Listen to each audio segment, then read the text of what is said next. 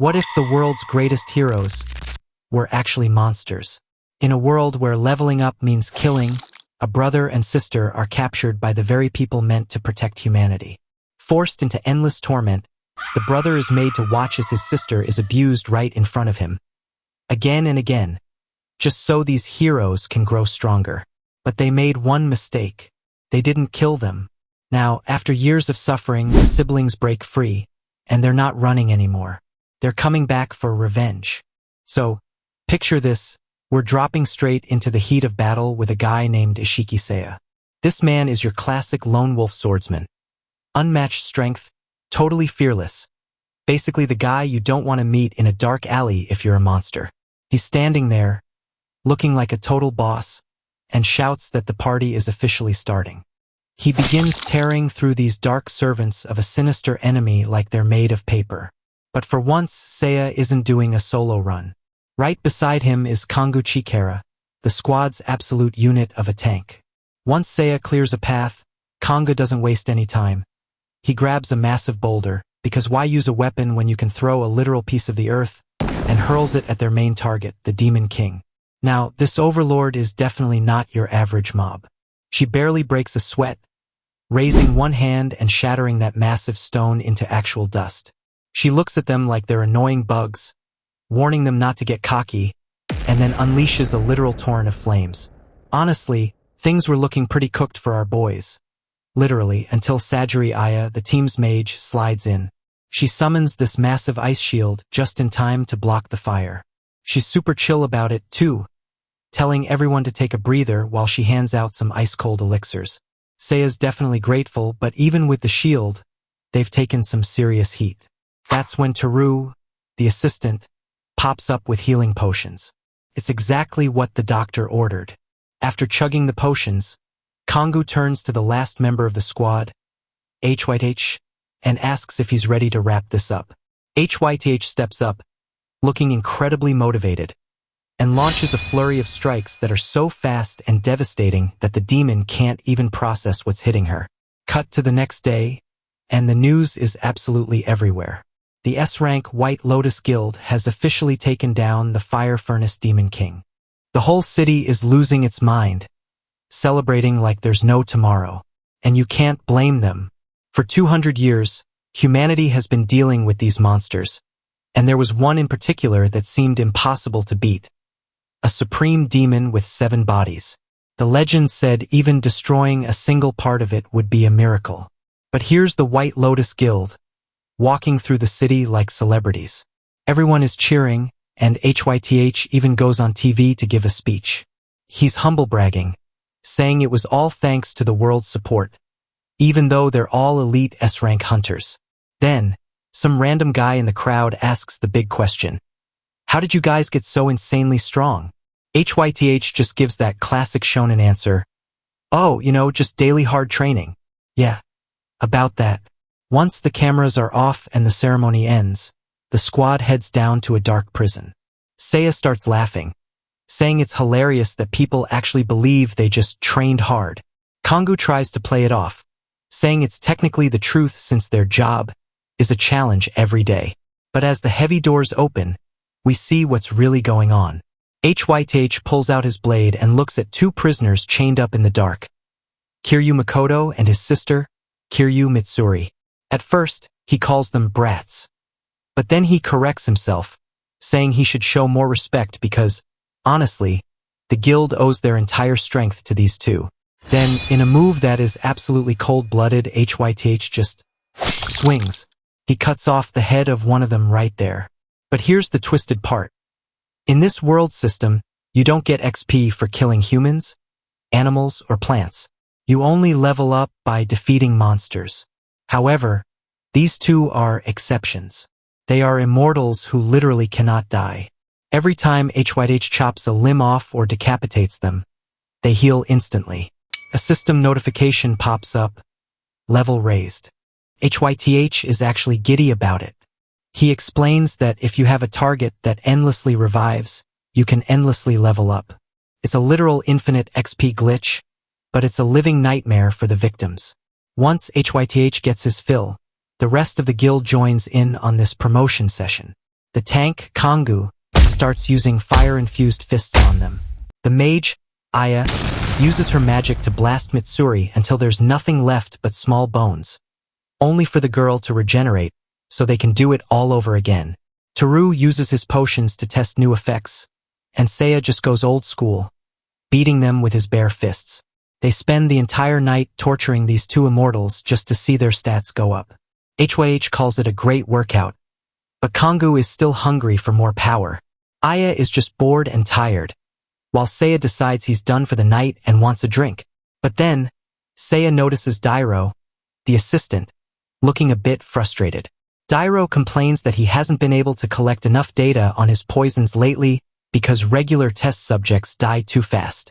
Seiya tells him to lighten up and have some fun for once. Dairo looks at the girl, Mitsuri, and says he's bored of her because they've tried everything and it's getting monotonous. Then, things take a turn for the absolute worst. One of them suggests that they could use the girl's pregnancy for more experiments. Dairo's eyes practically light up. He's totally on board, calling the idea genius. He asks Aya to use her hypnosis magic on the doll. Aya thinks men are idiots, but she doesn't refuse. She points her staff at Mitsuri and activates a lust awakening spell. Seiya, seeing the plan, decides he wants in on the fun too. But HYTH has an even more twisted idea.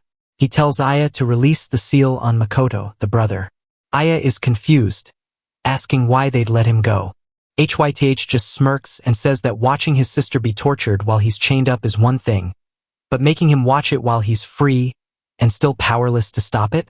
Now that is a real show. Aya shrugs and releases the chains.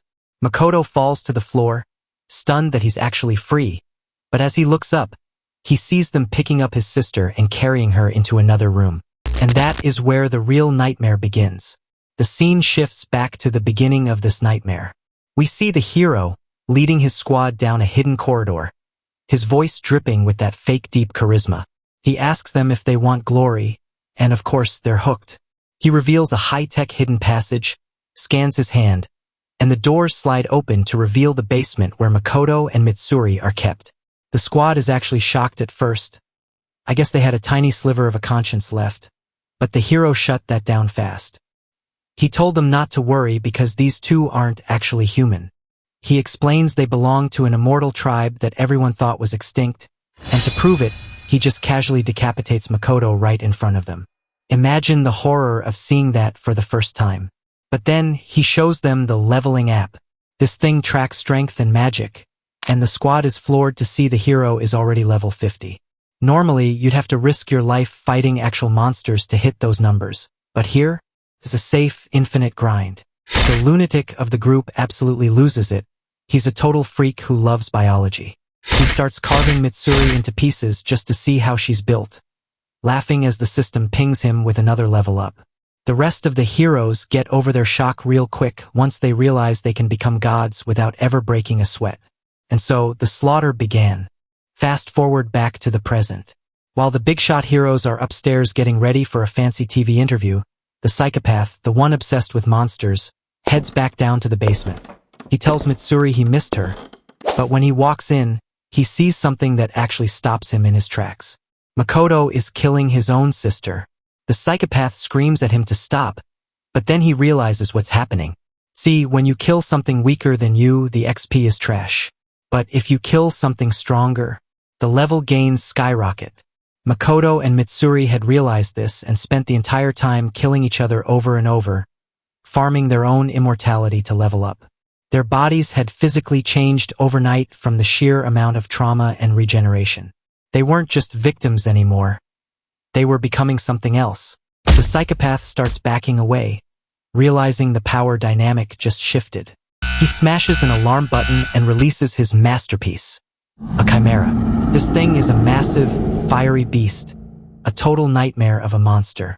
He sneers at Makoto, telling him he's got no chance and he should just go back to his shackles so they can keep farming him. He even starts taunting them, wondering what kind of twisted offspring an immortal and a chimera would produce. Makoto doesn't even flinch. He just tells his sister to step aside. The chimera charges, smashing through stone walls with insane speed, but Makoto is actually dodging it. That's when we see the psychopath's true skill. His name is Taru, and he's an expert in object handling and assassination. He starts opening tiny portals in midair, his hand emerging from nowhere to slash at Makoto with a knife. It's a 2v1 boss fight, and Makoto is catching heat. The Chimera's tail, which is literally a snake's head, wraps around Makoto's leg, flips him upside down, and slams him into the ground with enough force to shatter bone. Then it tears his leg clean off. Taru is laughing his head off at this point, mocking Makoto, calling him a weak little puppet that only exists to give them experience points. Mitsuri is watching from the corner, terrified for her brother, but Makoto just stands back up. He picks up his severed leg and clicks it back into place like a piece of Lego. His regeneration is on a completely different level now. Taru isn't having it. He orders the Chimera to just eat him. The beast lunges, sinking its teeth into Makoto's shoulder, but then it suddenly stops. It freezes, starts gagging, and collapses to the floor, green sludge dripping from its mouth. It looks like it just swallowed pure poison. Taru panics, screaming about his precious pet, but Makoto just stands there, his body stitching itself back together. He looks Taru dead in the eye and says, "You should have stayed away from my blood." Before Taru can even process what that means, his hands, the ones covered in Makoto's blood, begin to smoke. Then they start to burn. After all that time being treated like a lab rat, the test subject finally bit back. The psychopath was having the time of his life until his own hands started melting off. See, he'd been pumping Makoto full of various toxins for years, but he never expected that the boy's body would adapt and turn that cocktail of poisons into a specialized ability. Makoto literally just made a small incision in his own skin and released all that stored-up venom directly onto Taru. The guy who loved experimenting on others was suddenly the one dissolving in agony. And honestly, you love to see it. The psychopath actually had the audacity to beg for mercy, but after years of being treated like an infinite XP glitch, Makoto wasn't feeling particularly generous.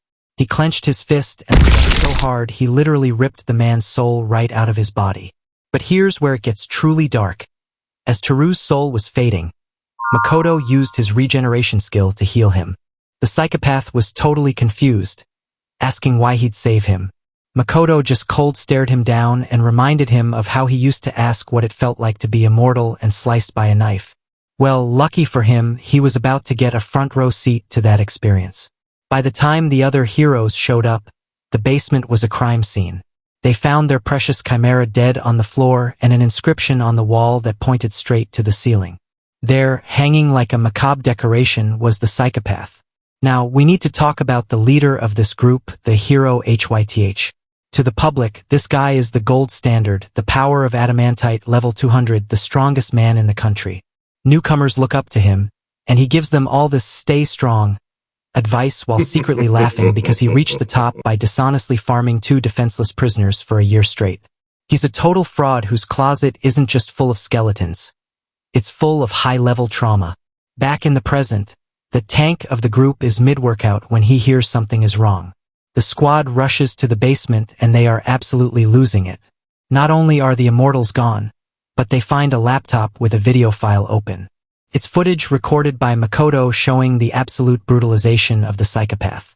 They're terrified, not because their friend is dead, but because if this video gets out, their careers and lives are over. In a moment of pure damage control, the hero steps forward and slashes the hanging body of the psychopath, severing his head and letting it drop. The tank is horrified, asking why he'd do that to their teammate, but the hero just coldly replies that the man was no longer fit to survive. Even the sorceress agrees, saying not even magic could have fixed that mess. While the big guy is on his knees crying and swearing revenge, the hero is already pivoting.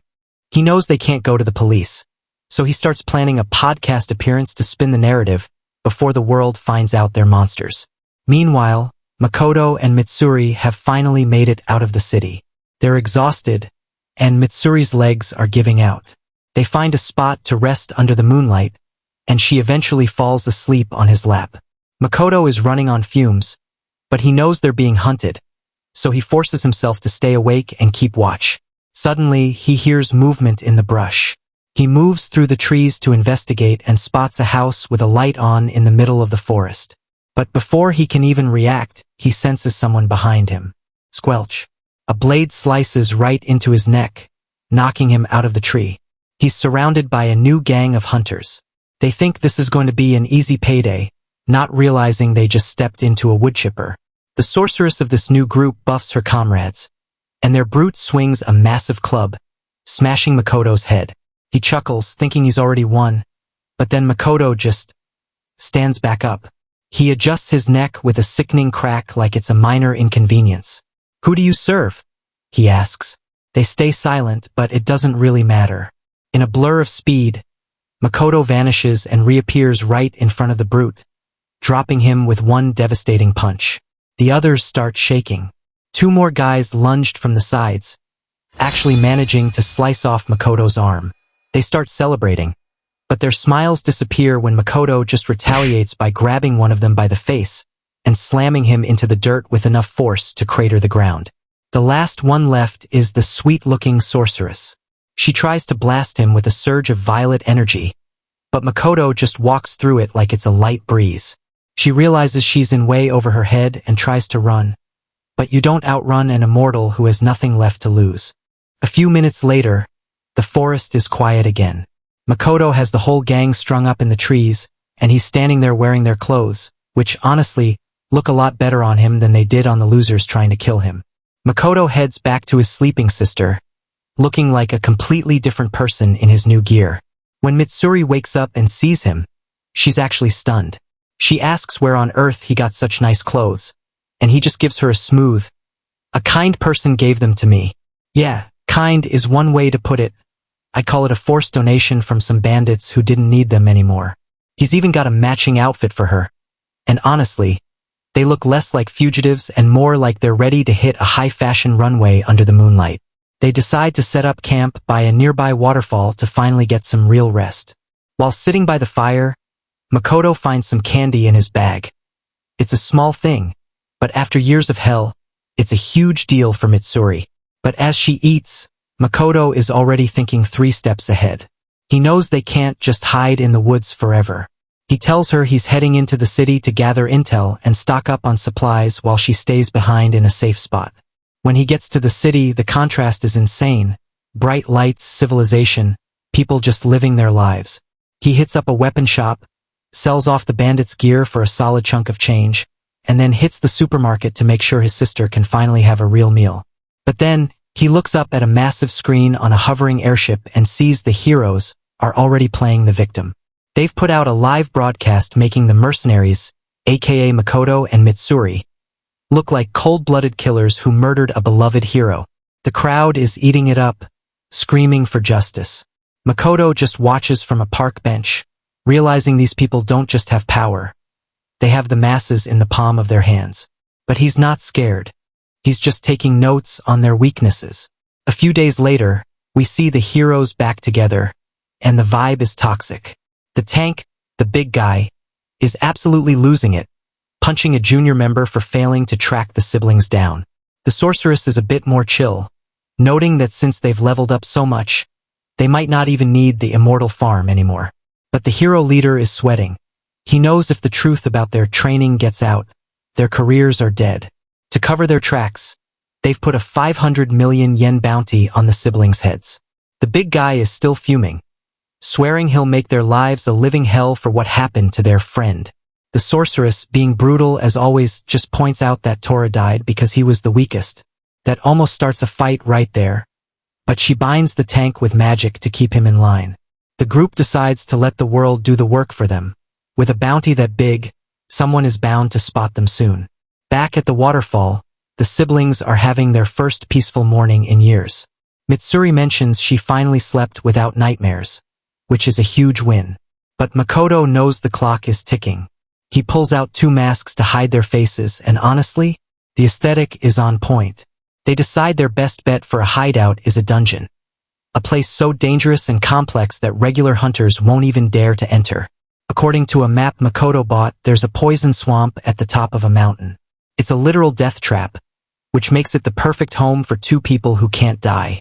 They step through the portal and find themselves in a breathtaking but lethal world. Everything is a trap. Step on a vine, and a plant tries to blow your head off. Suddenly, two massive wolves, one black and one white, emerge from the mist. Makoto tells his sister to stay back, thinking he can handle it. He crushes one wolf like an insect, but then the second one catches him off guard and literally bites him in half. Mitsuri is horrified, seeing nothing but her brother's legs left on the ground.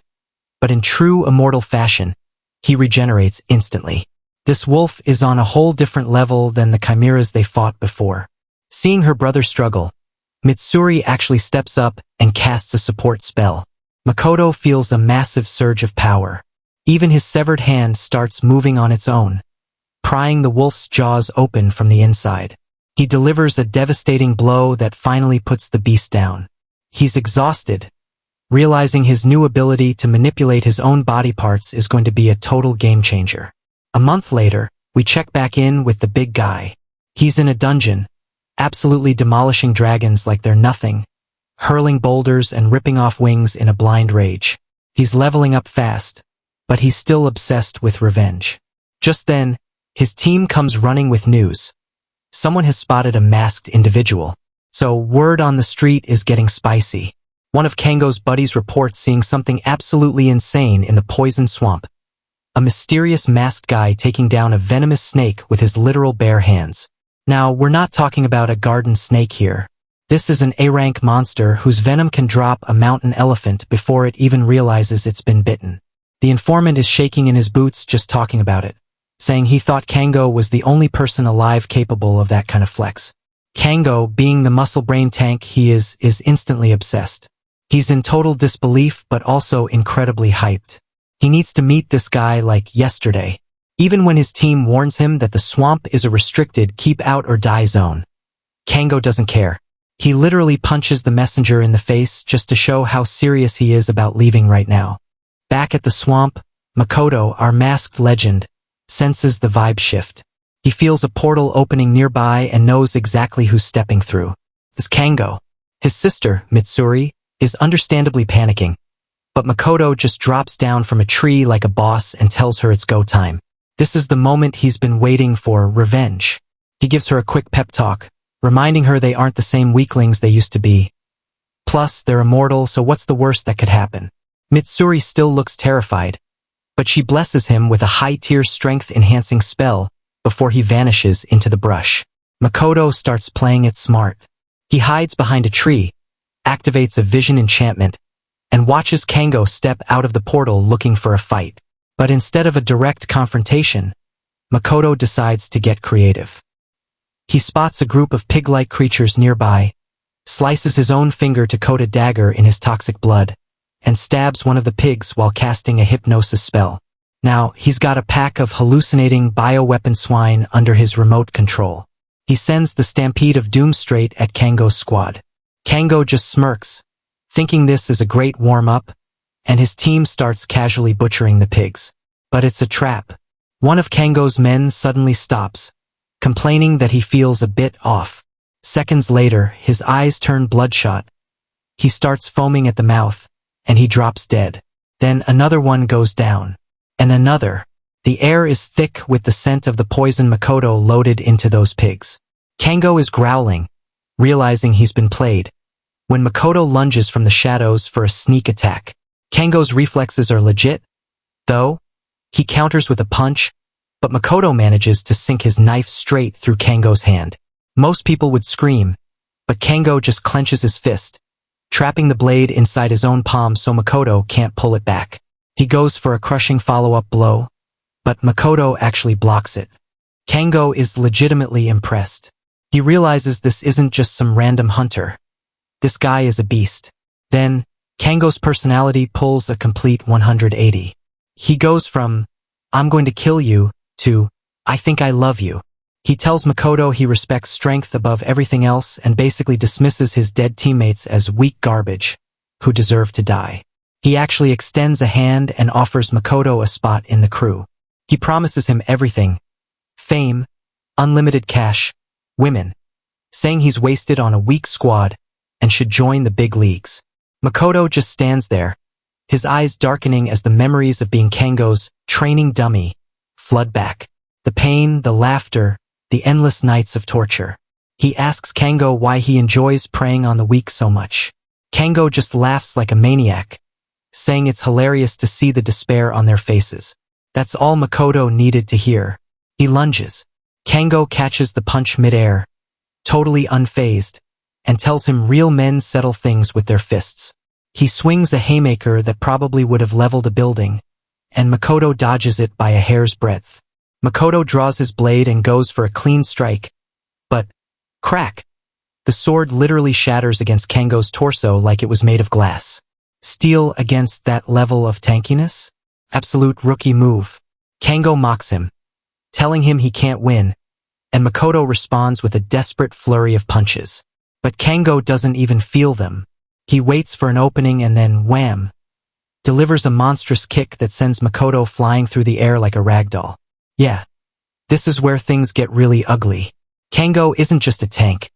He's a living fortress, and Makoto just realized he's going to need more than a broken sword to take him down. The dust settles, and for a second, it looks like Makoto is out cold. Kango stands over him, totally unimpressed, spitting on the ground. "'Tis what a letdown," he mutters. "I actually thought you'd be more fun." But as he turns to walk away, he feels a sharp sting. He reaches back and finds a blade buried in his spine. He pulls it out, staring at the toxic sludge coating the metal. Poison? Clever. But that ain't gonna work on me, kid. Then, a realization hits Kango like a freight train. He looks at the toxic swamp around them, then back at Makoto, who is already pushing himself off the ground. A normal human would have been dissolved into soup by now. Kango's smug grin finally fades. "You're not human, are you?" Makoto rises, his eyes burning with a literal unholy fire. Kango doesn't wait for an answer. He goes full beast mode. He unleashes a barrage of earth-shattering attacks, splitting the battlefield wide open. He ends the combo with a Titan's Wrath punch that literally detonates the terrain, leaving a crater so big you could fit a house in it. When the dust clears, Makoto's mask is gone, revealing his face. Kango starts laughing maniacally. "I knew it. I knew it was you." He's delighted to see his favorite punching bag is back for more. Makoto just cracks his neck, completely unfazed. Kango sneers. "The only reason you're still standing is that crazy regeneration. You aren't tough, you're just cheating. So, why'd you come find me? Revenge? Boring. Get in line, kid." "Not just revenge," Makoto says, his voice cold as ice. "You don't get to die that easy." The final clash is officially on.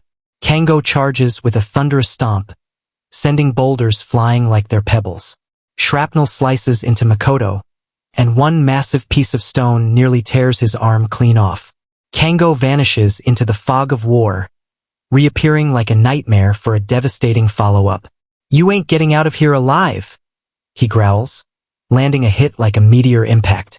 From the rubble, Makoto launches himself like a surface-to-air missile.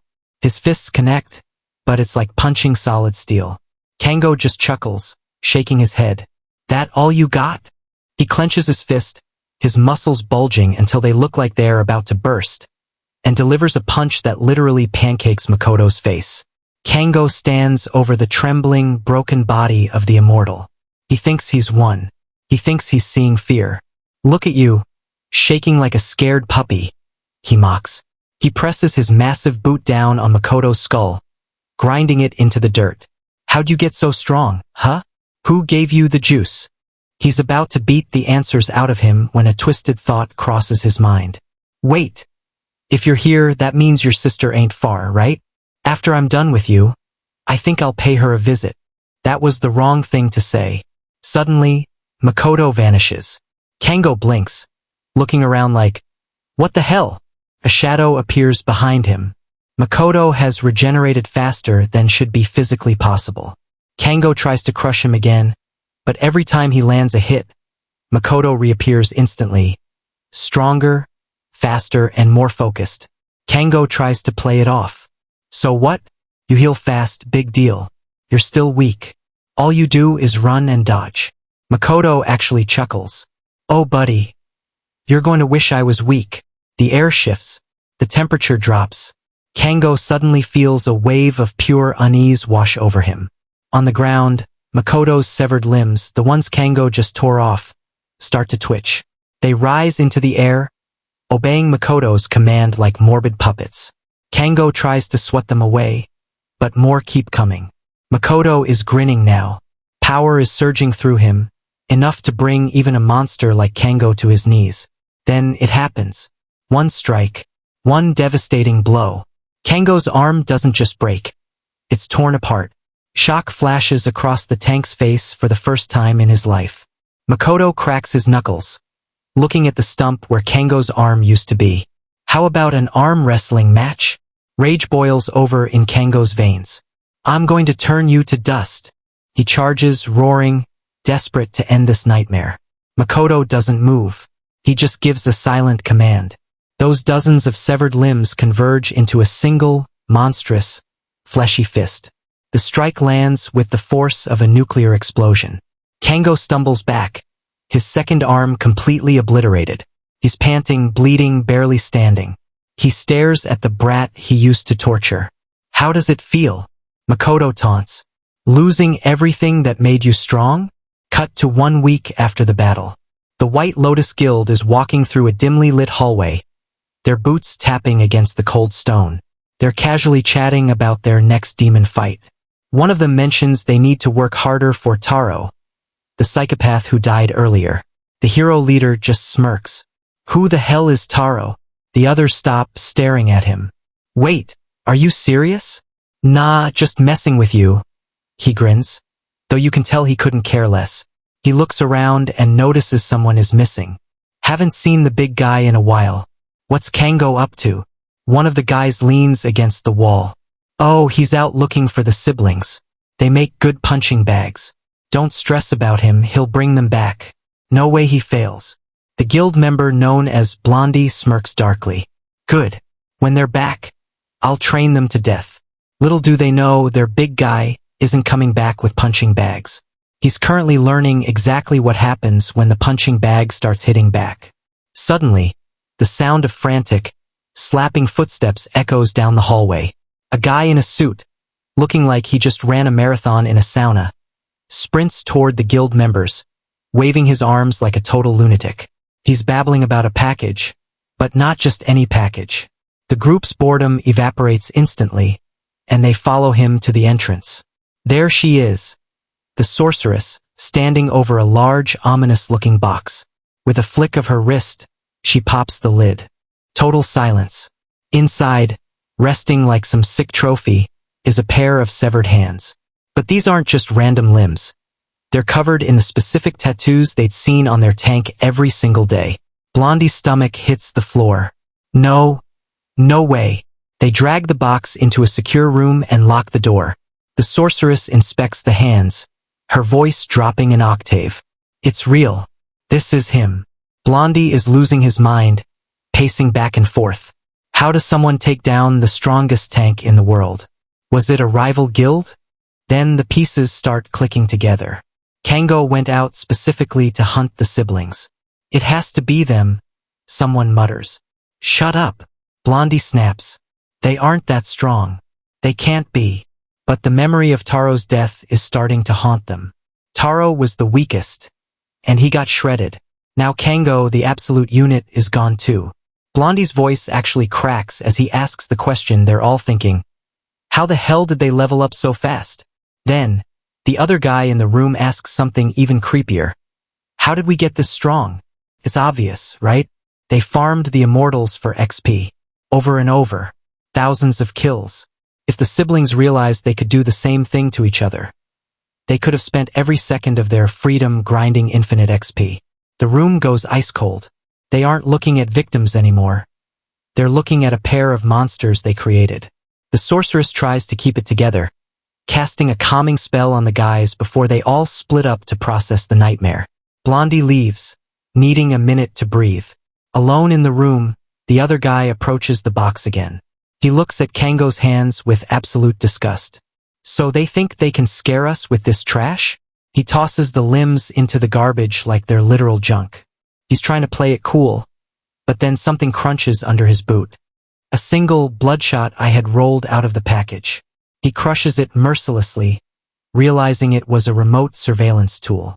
Somewhere, miles away, the person watching through that eye gasps. Cut to Makoto. He's finished his message delivery and is back in the city for some shopping. Along with survival gear, he actually picks up some plushies for Mitsuri, a rare moment of being a big brother instead of a killing machine. But as he's walking through an underground passage, his spider sense starts tingling. He sees a group of hunters chasing a girl into a dead end. Makoto sighs. Ah, damn it. Not today. The lead hunter turns around, ready to bark a threat, but Makoto just folds him instantly. The second guy doesn't even have time to blink before a fist meets his jaw. Makoto grabs one by the collar and asks why they were chasing her. The girl stays quiet, but when Makoto gets a good look at her face, his eyes narrow. Something is very wrong here. Later, he makes it back to the hideout. Mitsuri is waiting, her face lighting up when she sees him, until she sees the girl standing beside him. She's confused and a little hurt, but Makoto just tells her to look closer at the girl's face. Mitsuri's breath hitches. She's looking at herself. Enter Shiki. If you looked at this blonde boy, you'd think he was an angel. Great swordsman, famous, ladies love him. But behind closed doors, he's a straight-up demon. He was the one who enjoyed torturing Mitsuri the most. The screams, the tears, that was his entertainment. He never touched Makoto, though, because he claimed men were boring and didn't have the right effect. One day, after he finishes his session with Mitsuri, he sees the rest of the guild gathered around a locked room that only the white-haired boy, Taru, is allowed in. Being the curious creep he is, Shiki follows them in. Inside are rows and rows of clones of Mitsuri. This was Taru's secret project. Since she's immortal, he figured out how to clone her for training. The catch? They only regenerate about 10 times before they break permanently, and they don't give any XP. Taru thinks they're useless defects, and is about to toss them in the trash because they don't have emotions or a will of their own. But Shiki? He loves it. He's obsessed. He asks to keep them, and Taru just shrugs, calling him the worst of the worst. Back in the present, the siblings are looking at this clone they rescued. The girl is on the verge of tears. Makoto is confused. If clones have no emotions, why is she crying? The clone's voice trembles as she looks at them. I don't know. I saw you two on TV, and I felt something warm inside. Turns out the defects aren't so hollow after all. And Shiki still has a dozen more of them back at the guild. This just got personal. The clone had managed to escape the nightmare, but she tells them the others are still trapped in that freak Shiki's hands. She's literally begging for help. Makoto, being the pragmatic one, hesitates. He starts thinking out loud. Maybe they can use these clones as pawns to get to the blonde. Mitsuri absolutely loses it. These girls didn't choose to be born like this, but they are alive. She screams, her fists shaking. They are my sisters. Don't you dare say that. Makoto realizes he messed up. He knows where the mansion is now, and he's focused on revenge, but Mitsuri isn't having it. She tells him straight up, if he sacrifices these girls for his goals, he's no better than the monsters they're hunting. She makes a vow right then and there they're gonna save every single one of them, and she's gonna be the one to end Shiki. Back at the mansion, the vibe is pure horror movie. Shiki is standing in a room with a whip, looking at the obedient clones. He's throwing a total tantrum because a mindless doll actually had the nerve to run away. He's trembling with rage, ordering the other soulless clones to bring her back immediately. Cut to the neon jungle of the city at night. It's chaotic. A group of clones is sprinting through dark alleys, hunting down the runaway. She's doing her best, but classic move. She trips over a cardboard box and goes down hard. Before she can recover, the other clones swarm her. One of them casually pulls out a phone, reports the catch, and then zaps her with a stun gun. They just hoist her up like a sack of potatoes and carry her off. But they aren't alone. Makoto and Mitsuri are watching from the shadows, tracking their every move. They realize this isn't just any clone. They've grabbed the original Mitsuri, or so they think. The chase leads them to a mansion that is ridiculously oversized, even for a high-ranking hero. Makoto hands his sister a small, sealed package. "What's this?" she asks. "My ear," he says. "Yeah, you heard that right." He literally detached his ear so he can hear everything happening inside. A bit creepy? Absolutely. But hey, in a world of immortals, that's just how you do surveillance. He tells her if things go south, he's coming in hot. Inside the mansion, the clones bang on the door, and Blondie Supreme himself answers. He looks like he's ready to kill someone. The girl stammers out an excuse, saying she saw someone suspicious and went to check it out. Shiki scoffs, warning her that if she runs again, she's dead. Suddenly, his phone rings. It's some high-up official telling him to clean up the mess. Makoto, eavesdropping through his floating ear, zeroes in on that phrase. Clean up. Inside, the clones push open these massive doors and man, it's a graveyard. Dozens of lifeless clone bodies are stacked up like trash. Some clones are busy dragging them away like it's just another Monday at the world's worst job. Mitsuri is watching this, her stomach doing backflips. She tries to talk to one of the clones, telling them they need to leave. The clone just stares back, totally blank. Why? We're just doing our job. It's like talking to a brick wall. They don't understand freedom. They only understand orders, no matter how brutal. We exist to be used, one adds. Outside, Makoto clenches his fists. This isn't just a rescue mission anymore. It's a battle for their souls. Mitsuri refuses to give up. She grabs one of the clones and hugs them tight. Let go. The clone grumbles. But Mitsuri won't. She tells them they do have freedom. They just haven't learned how to feel it yet. Then crash. The door flies open. Shiki struts in like he owns the universe. Who gave you permission to talk? Mitsuri freezes. I'm sorry. Slap. He backhands her across the face so hard she hits the floor. He looks at her with pure disgust. Oh, it's you again. You're a defective product. Time to throw you out. The fear in Mitsuri's eyes starts to melt away, replaced by a white-hot rage as all those memories of torture come flooding back. Shiki just smirks and unsheathes his sword. Got something to say before you die? Before he can swing, another clone actually steps in front of her. Stop! Shiki doesn't even hesitate. He swings the flat side of his sword into the clone's throat, knocking them aside. Know your place, he mutters. Time to die. He's about to find out that defective products can be pretty dangerous when they stop following the manual. Shiki swings his blade with lethal intent, but Mitsuri doesn't flinch. She throws herself in front of the clone, taking the hit meant for her sister. The room goes dead quiet. Shiki stares at the blood dripping from his sword, a twisted look of confusion on his face. He can taste the difference. He can feel it. This isn't just another mindless copy. This is the real deal. Outside, Makoto hears the impact through his ear surveillance. The time for stealth is officially over. He vaults over the mansion's high-security fence as alarms start blaring like crazy.